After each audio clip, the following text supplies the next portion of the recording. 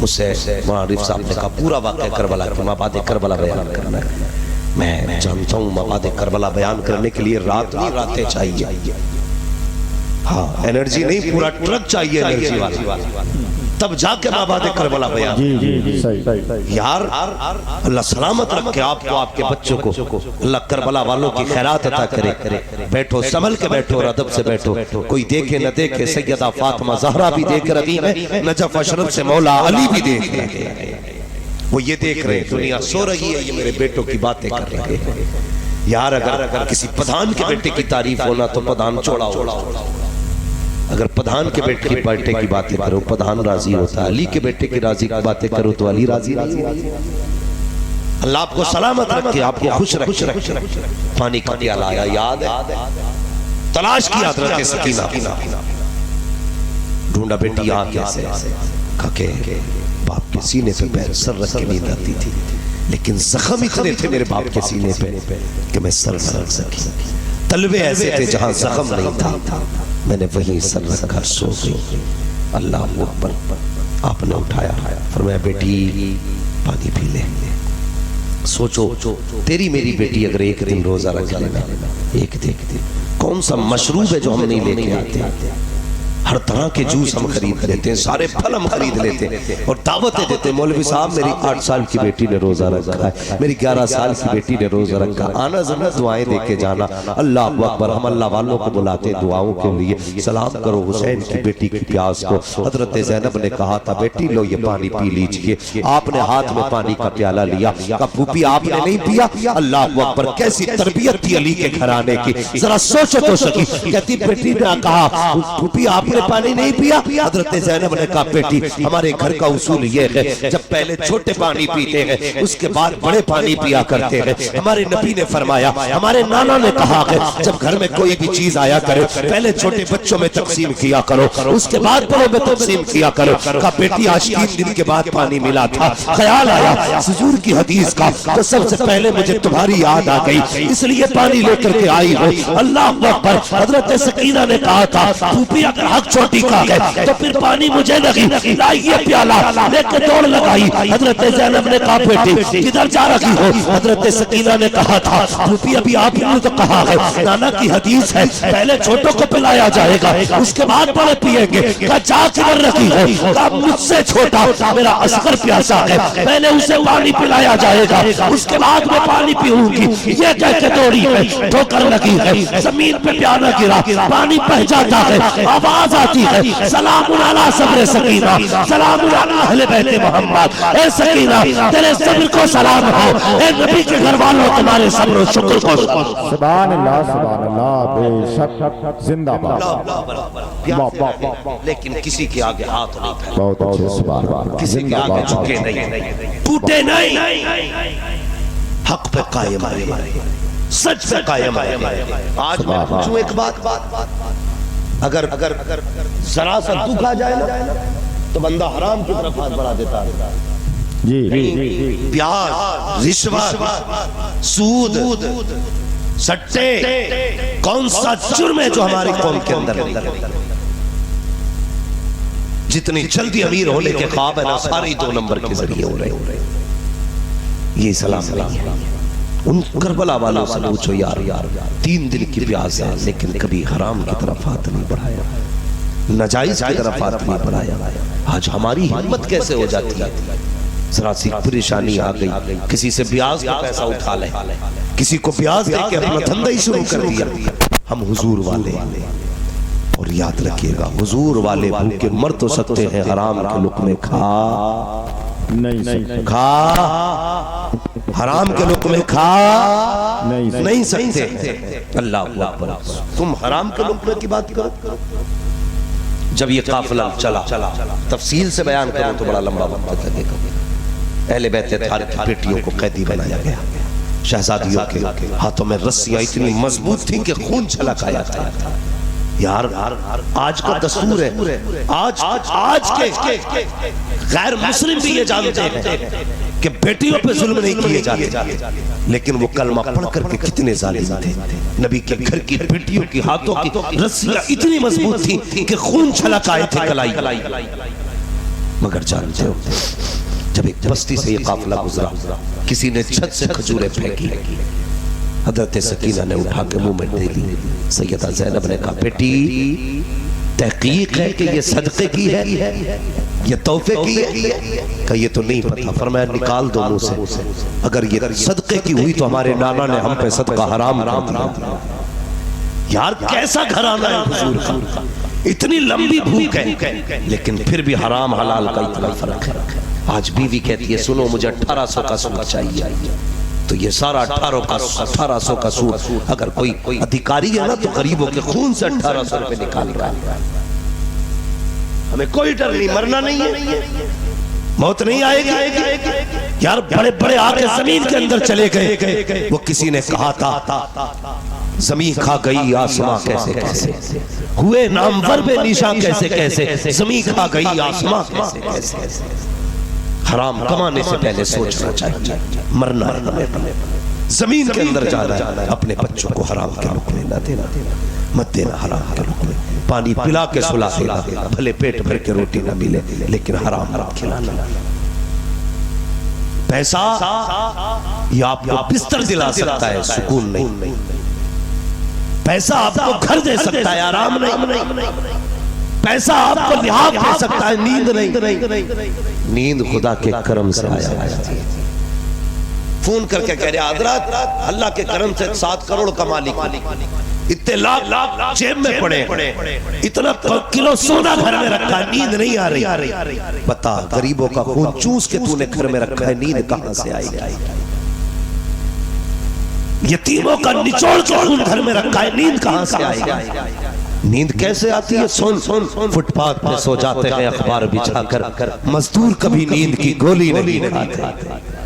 नींद तो मजदूरों को आती है, इसलिए कि वो किसी का खून नहीं पीते, वो अपना पसीना खून के जरिए, खून पसीने के जरिए बहाते हैं, तब लुक़मे खाते हैं। अल्लाह उनको ऐसी नींद देता है, कहता जा तेरी मर्जी है, पत्थर पे लेट जा, नींद देना मेरा काम है, जमीन पे लेट जा, नींद देना मेरा।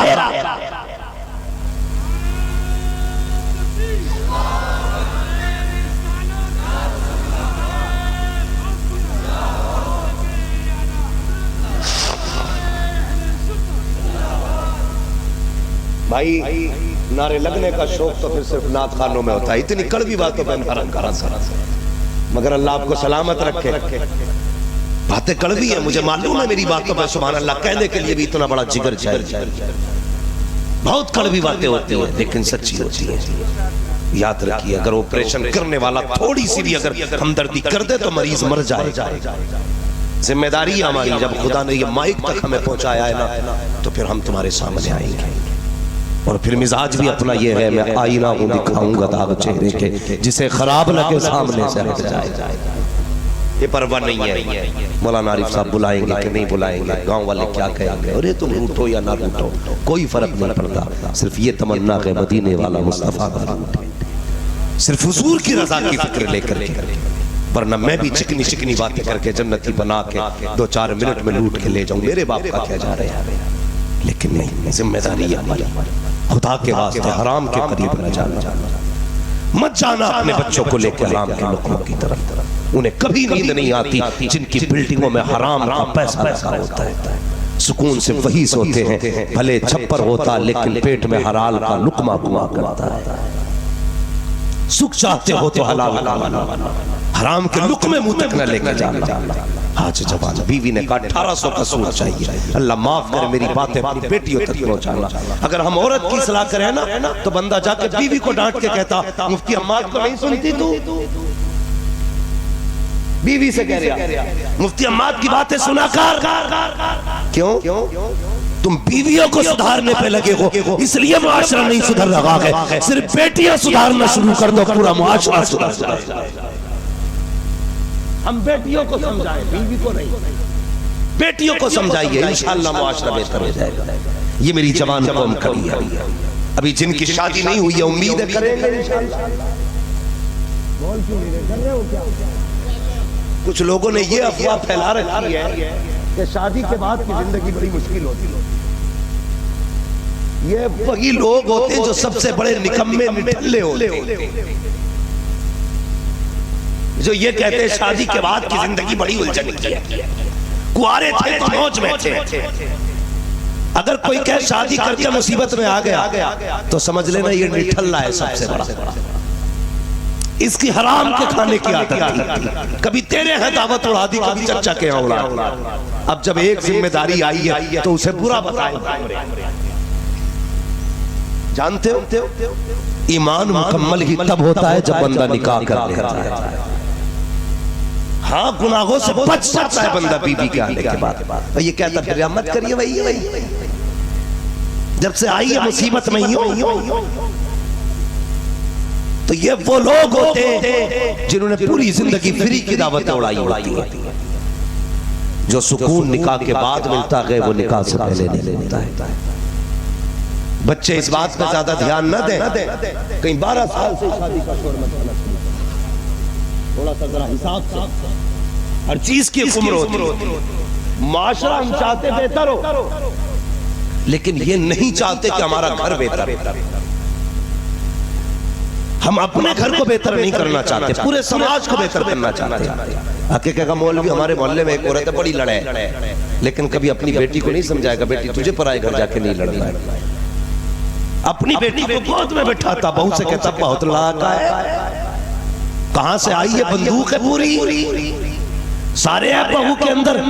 कभी बेटी की भी परवरिश कर। परवरिश कैसे की जाती है? यही सैयदा ज़ैनब है, जिन्होंने तारीख में उस जमाने में सबसे पहले 7 साल की उम्र में पूरा कुरान हिफ्ज़ कर लिया। ये सैयदा ज़ैनब है, जिनको कभी नंगे सर किसी ने कुरान पढ़ते ही नहीं।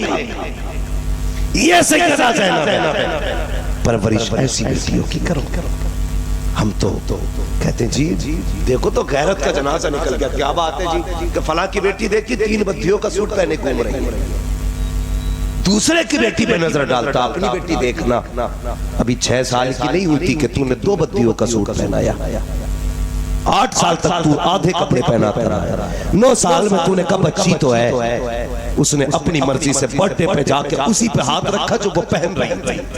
जब 11 साल तक उसने अपने आप को नंगा देखा तो तेरे बाप में ताकत नहीं है 16 साल के बाद उसे पर्दा करा सके, तेरी औकात नहीं है 20 साल के बाद उसे हया सिखा सके। वो कलमा पढ़ने वालों, जब बेटियां 3 साल की हो तभी से फुल पर्दा कराया करो, पूरा लिबास पहनाया करो, ताकि कल बेटी जवान हो तो उसे पता लगे मैं कभी नंगी नहीं हुई हूँ, मेरे कपड़े नहीं उतरे गए। वो पूरी जिंदगी अपने बदन को छुपा के रखे, हमने बचपन में नंगा कर दिया, बेटियां हमें जवानी में नंगी होके दिखा रही। ये कड़वी सच्चाई हमारे माशरे में। माफ कीजिएगा, हमसे पीर नहीं पूछता तेरी बेटी कितना पर्दा करता, हमसे पीर नहीं पूछता कमा के कहां से लाया। वो ये पूछता बिजनेस क्या है, गाड़ी कौन सी है, काम क्या करते हो। ये लगता पीर नहीं, इनकम टैक्स वाला बैठा है। दावे के साथ कहता हूं, अगर पीर ये कह दे अगर तेरी बेटी पर्दा नहीं करेगी तो तेरे घर का पानी नहीं पीऊंगा, फिर बताना मुझे किसकी बेटी में पर्दा निकालेगा। मुझे बताओ, बदलो अपने आप को। सरकार मुफ्ती आज़म हिंद को देखो, हिम्मत थी किसी की कोई बेपर्दा आ जाए। अगर नंगे सर आ गई कहते थे सदबार ना हो, 1000 लाख हो। आज तो हाथ रख रहे, शर्म नहीं आती। ऐसे पीरों से भी मुआशरे को बचाओ और अपने समाज को बचाओ। हमें पीर वो चाहिए जो खुदा वाला भी हो, मुस्तफा वाला। सिर्फ ये नहीं देखेंगे किस खानकाह से आया, इसकी नस्ल में कितने पीर हुए हैं। जरूरी नहीं है वली के घर में शैतान भी पैदा हो सकता है। हाँ, जरूरी नहीं है। गौर करो, अगर हजरत नूह के घर में नाफरमान बेटा हो सकता है तो 7 पुश्तों के बाद जाहिल पैदा नहीं हो सकता। हाथ में हाथ दो ना, देखभाल के देना। ये देखना इसकी नजर सिर्फ जेब पे तो नहीं, दिल पे भी है कि नहीं। ये फिक्र कहीं नजराने की तो नहीं लेके आया, कुछ उम्मत की भी फिक्र रखता है कि नहीं। हाँ भाई, उम्मत बर्बाद हो रही है, खुदारा बचा लो मुआशरे को। बचाओ माशरे को। अल्लाह अकबर। क्या उनके कैसी तरबियत की गई थी। सैयदा सकीना के मुंह से खजूर निकाल कर फेंक दी। कहा बेटी नाना ने हमारे लिए सदका हराम कर दिया, हराम कर दिया। आज अगर बात आ जाए ना तो जी कहते कोई बात नहीं, थोड़ी देर मुंह झेल लेते ताकि मुरीद को टोकना ना पड़े। शर्म कर, हया कर भाई। पढ़ो आप करबला वालों को, देखो करबला वालों को। मैंने कहा था पूरी जिंदगी ये करबला, कैसा पर्दा उनके घर का। पहले घर की बात देखो। सैयदा फातिमा ज़हरा रज़ी अल्लाह ताला अन्हा झाड़ू लगा रही। सहाबा हुजूर के पास बैठे तो अचानक ना बादल आया, सूरज छुप गया। सहाबा कहने लगे या रसूल अल्लाह, बारिश का भी मौसम नहीं है, बादल भी नहीं, अचानक ये बादल कहाँ, सूरज कहाँ चला गया था। हुजूर फरमाते कि मेरी बेटी फातिमा ज़हरा झाड़ू लगा रही थी, अचानक में दुपट्टा सरासा सरकाना, हया से सूरज बादलों के अंदर चला गया। यार ये पर्दा है अली के घर का, ये पर्दा है हुजूर की बेटी का। बता अगर नबी की बेटियों के इतना पर्दा करे तो तेरी मेरी बेटी को कितना करना चाहिए ना। पीर साहब ने ठेका ले ही लिया बख्शवाने का, बेटी तो नंगी नाच जाके मेरी जान। ऐसे काम नहीं चलेगा। अपने आप से भी पूछो, क्या हम वही कर रहे हैं जो हुजूर ने कहा है हमसे? उतना ही कर रहे हैं जितना कहा है हमसे हुजूर ने। तारीख पढ़िए करबला की, यजीद के दरबार में जब हजरत ज़ैनब ने खुतबा दिया था, एक नाबीना सहाबी बैठे थे, कहने लगे कंधे पे हाथ रख के करवट वाले के, यार बता मुझे लग रहा है जैसे अली आ गए। ये जुमले थे, मुझे लगता है अली आ गए हो। तो उसने कहा नहीं